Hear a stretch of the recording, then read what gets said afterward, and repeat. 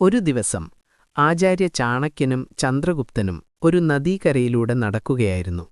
ചന്ദ്രഗുപ്തന്റെ മനസ്സ് ശാന്തമായിരുന്നെങ്കിലും ആശയക്കുഴപ്പത്തിലായിരുന്നു. ചാണക്യൻ ചോദിച്ചു, മകനെ, നീ എന്താണ് ചിന്തിക്കുന്നത്?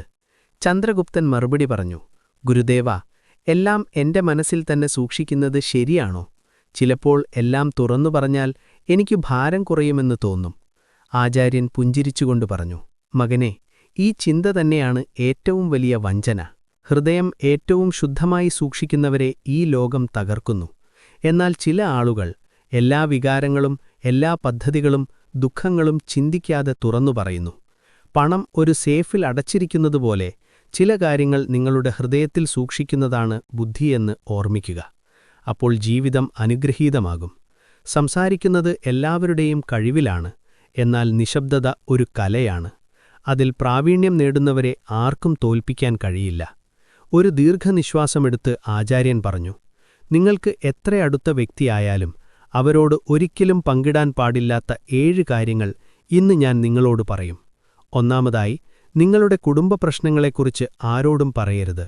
ജീവിതത്തിന്റെ പ്രഥമ തത്വം നിങ്ങളുടെ കുടുംബ പ്രശ്നങ്ങൾ ഒരിക്കലും പുറത്തുള്ളവരുമായി പങ്കിടരുത് എന്നതാണ് ആചാര്യ ചാണക്യൻ പറഞ്ഞത്. അതൊരു വഴക്കായാലും അഭിപ്രായ വ്യത്യാസമായാലും അല്ലെങ്കിൽ ഏതെങ്കിലും വ്യക്തിപരമായ വേദനയായാലും അത് വീടിന് പുറത്ത് വെളിപ്പെടുത്തരുത്.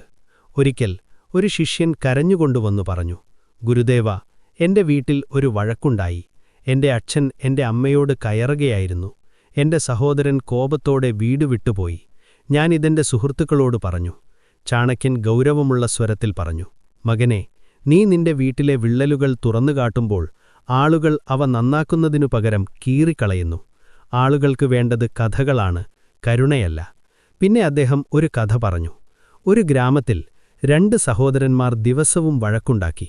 ഒരു ദിവസം മൂത്ത സഹോദരൻ ഇളയ സഹോദരനെക്കുറിച്ച് നാട്ടിൽ മോശമായി സംസാരിച്ചു. അതിന്റെ ഫലമായി മുഴുവൻ കുടുംബത്തിന്റെയും ബഹുമാനം ഇടിഞ്ഞുപോയി. കുട്ടികളിൽ നിന്ന് ആളുകൾ അകന്നുമാറാൻ തുടങ്ങി. ഒരു കുടുംബകാര്യം പൊതുജനശ്രദ്ധ നേടിയതോടെ ബന്ധങ്ങളുടെ അന്തസ്സ് തകർന്നു, വിശ്വാസം തകർന്നു. ആളുകൾ നിങ്ങളുടെ ദുഃഖം ഒരു ആയുധമാക്കി മാറ്റി. ഒരു കുടുംബതർക്കം പൊട്ടിപ്പുറപ്പെട്ടാൽ അത് വീടിന്റെ അടിത്തറയെ തകർക്കും. ബന്ധങ്ങൾ പുറംലോകത്തിന് ദൃശ്യമായാൽ അവരുടെ അന്തസ്സ് നശിപ്പിക്കപ്പെടും. അതിനാൽ സാഹചര്യം എത്ര മോശമാണെങ്കിലും നിങ്ങളുടെ കുടുംബകാര്യങ്ങൾ നിങ്ങളുടെ പ്രിയപ്പെട്ടവരിൽ മാത്രം ഒതുക്കി നിർത്തുക.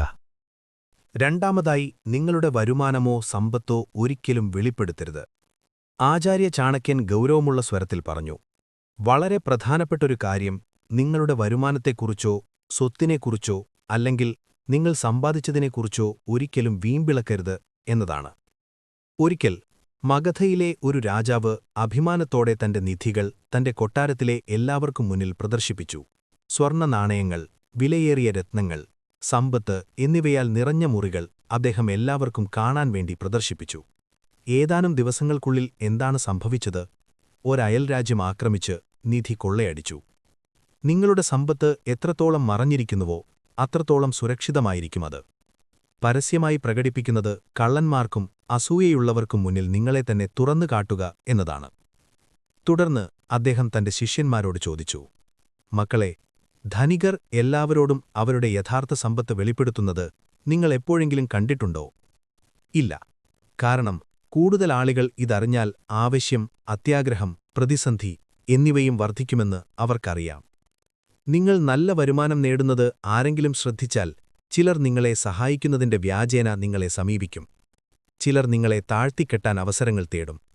ചിലർ തങ്ങൾക്കില്ലാത്ത എന്തെങ്കിലും നിങ്ങളുടെ കൈവശമുണ്ടെന്നതിനാൽ വെറുപ്പുപോലും വെച്ചുപുലർത്തും. സമ്പത്തിന്റെ ഏറ്റവും വലിയ സംരക്ഷകൻ അതിന്റെ മറവാണ്.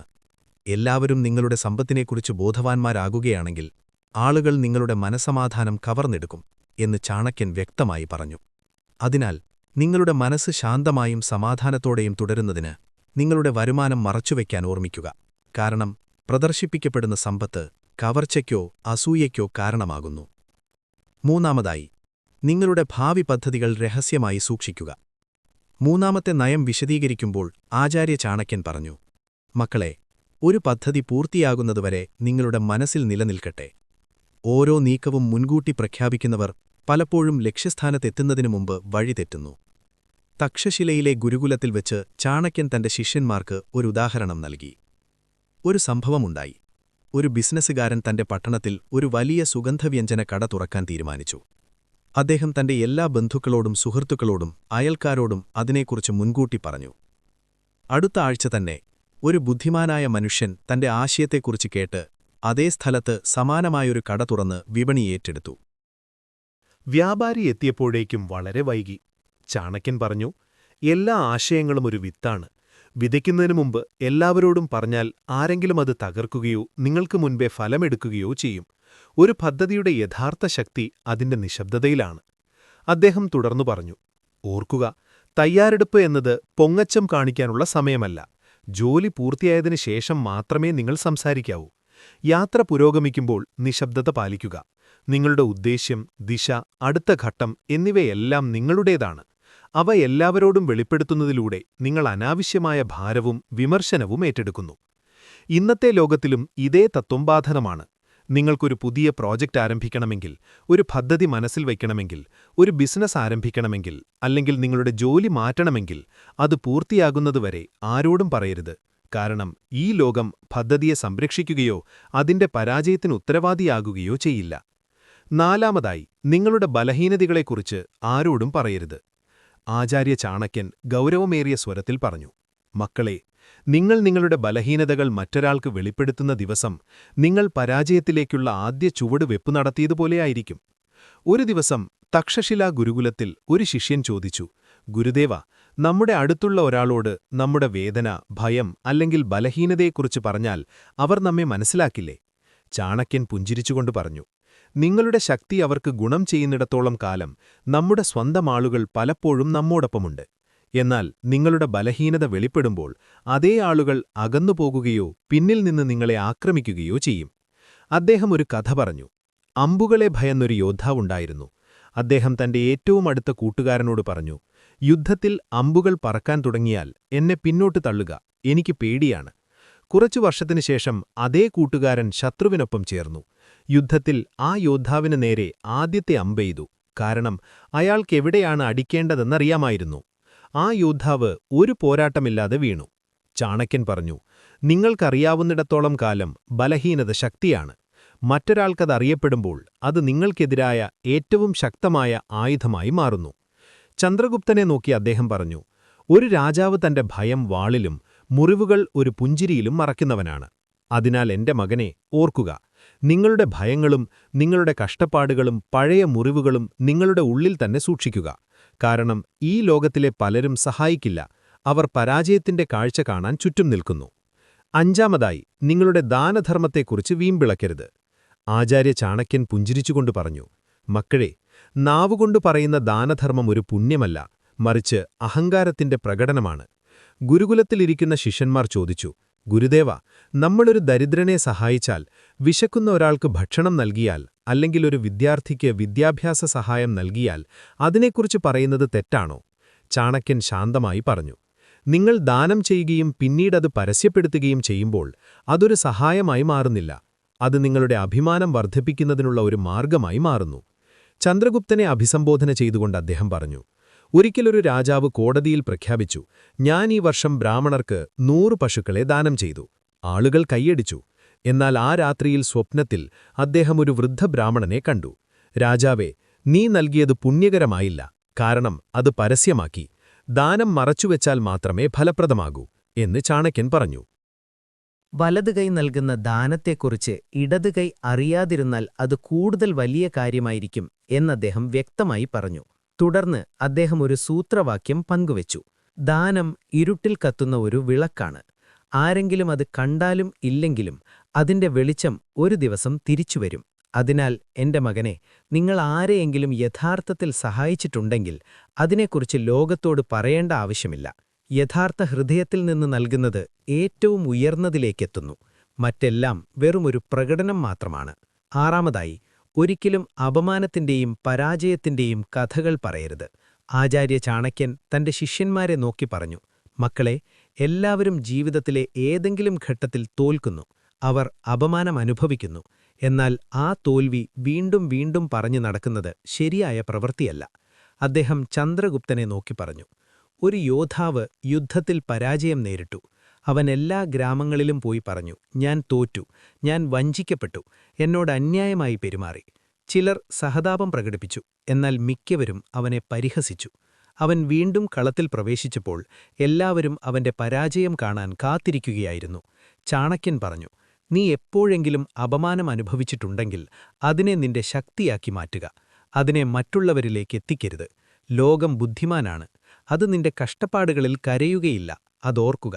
അദ്ദേഹം ഒരു സൂത്രവാക്യം പറഞ്ഞു, അപമാനം ഓർക്കരുത്, അത് നിങ്ങളുടെ ഉള്ളിലെ ശക്തിയാക്കി മാറ്റുക. നിങ്ങൾ നിങ്ങളുടെ കഷ്ടപ്പാടുകൾ പങ്കിടുമ്പോൾ നിങ്ങളോട് ഇതിനകം അസൂയപ്പെടുന്നവർ അത് നിങ്ങൾക്കെതിരെ ഉപയോഗിക്കുന്നു. ഓർക്കുക, നിങ്ങൾ നിങ്ങളുടെ ശക്തി കാണിക്കുമ്പോൾ മാത്രമേ ലോകം വിശ്വസിക്കൂ, നിങ്ങളുടെ സ്വന്തം തകർച്ചയുടെ കഥകൾ പറയുമ്പോഴല്ല. അതിനാൽ എന്റെ മകനെ, നിങ്ങൾ എപ്പോഴെങ്കിലും തോറ്റാൽ ഞാൻ തോറ്റു എന്ന് ലോകത്തോട് പറയരുത്. ഇനി നീ കൂടുതൽ ശക്തമായി എഴുന്നേൽക്കണം എന്ന് സ്വയം പറയുക. വീണുപോയതിനു ശേഷവും ഒരു വാക്കുപോലും പറയാതെ എഴുന്നേൽക്കുകയും എല്ലാവരെയും തന്റെ നിശബ്ദതയിലൂടെ അത്ഭുതപ്പെടുത്തുകയും ചെയ്യുന്നവനാണ് യഥാർത്ഥ വിജയി. ഏഴാമതായി, കോപം, ആസക്തി അല്ലെങ്കിൽ വേദന പോലുള്ള നിങ്ങളുടെ വികാരങ്ങൾ ആരോടും ഒരിക്കലും വെളിപ്പെടുത്തരുത്. ആചാര്യ ചാണക്യൻ തന്റെ എല്ലാ ശിഷ്യന്മാരെയും നോക്കി ഗൗരവമുള്ള സ്വരത്തിൽ സംസാരിച്ചു. ഒരു വ്യക്തിയുടെ ഏറ്റവും വലിയ രഹസ്യം അവന്റെ മനസ്സാണ്. എല്ലാവരോടും തന്റെ ഹൃദയം വെളിപ്പെടുത്തുന്നവനാണ് ആദ്യം തകരുന്നത്. നിങ്ങൾ കരയുമ്പോഴോ കോപിക്കുമ്പോഴോ അല്ലെങ്കിൽ വാത്സല്യത്തിൽ കുടുങ്ങിപ്പോകുമ്പോഴോ മറ്റുള്ളവരുമായി ഈ വികാരങ്ങൾ പങ്കിടുമ്പോഴോ ആളുകൾ സഹതാപം കണക്കാക്കുന്നില്ലെന്ന് അദ്ദേഹം പറഞ്ഞു. നിങ്ങളുടെ ബലഹീനത എവിടെയാണെന്നും അവിടെ നിന്ന് നിങ്ങളെ എങ്ങനെ തകർക്കാമെന്നും അവർ ചിന്തിക്കുന്നു. നിങ്ങൾ ആരോടെങ്കിലും കോപിക്കുന്നു എന്ന് പറഞ്ഞാൽ ആ വാർത്ത നിങ്ങളുടെ ശത്രുക്കളിൽ എത്തിയേക്കാം. നിങ്ങൾ ആരോടെങ്കിലും അടുപ്പമുള്ളതായി പറഞ്ഞാൽ അതേ ആളുകൾ ആ അടുപ്പം തകർക്കാൻ ശ്രമിക്കും. നിങ്ങൾ നിങ്ങളുടെ വേദന പ്രകടിപ്പിക്കുകയാണെങ്കിൽ ആളുകൾ പരിഹാരങ്ങളെക്കുറിച്ചല്ല, നേട്ടങ്ങളെക്കുറിച്ചാണ് ചിന്തിക്കുക. വികാരങ്ങൾ പണം പോലെയാണെന്ന് ചാണക്യൻ വിശദീകരിച്ചു. അവ പൊതുജനങ്ങൾക്ക് മുന്നിൽ തുറന്നുകാട്ടപ്പെട്ടാൽ അവയുടെ മൂല്യം കുറയുന്നു, എന്നാൽ ഉള്ളിൽ സൂക്ഷിക്കുന്നത് ശക്തിയായി മാറുന്നു. ചന്ദ്രഗുപ്തനോട് അദ്ദേഹം പറഞ്ഞു, രാജാവ് ഉള്ളിൽ തീ പോലെ ജ്വലിക്കുകയും പുറത്തുനിന്നൊരു തണുത്ത നിഴൽ പോലെ പ്രത്യക്ഷപ്പെടുകയും ചെയ്യുന്നവനാണ് ഏറ്റവും ശക്തനായത്. ലോകത്തിന് മനസ്സിലാക്കാൻ കഴിയാത്തവനാണ് ഏറ്റവും ശക്തൻ. യഥാർത്ഥത്തിൽ നിസ്വാർത്ഥനായ ഒരാളോട് മാത്രം നിങ്ങളുടെ ഹൃദയത്തിന്റെ വികാരങ്ങൾ പറയുക. മറ്റെല്ലാവരുടെയും മുൻപിൽ പുഞ്ചിരിച്ച് നിശബ്ദത പാലിക്കുക. ചന്ദ്രഗുപ്തൻ തല കുനിച്ചു പറഞ്ഞു, ഗുരുദേവ്, എനിക്ക് മനസ്സിലായി.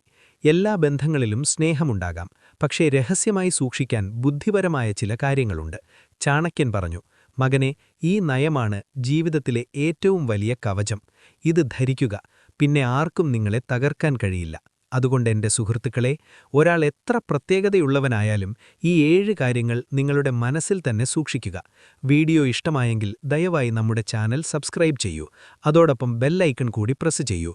നിങ്ങളുടെ അഭിപ്രായങ്ങൾ കമന്റ് ചെയ്യൂ.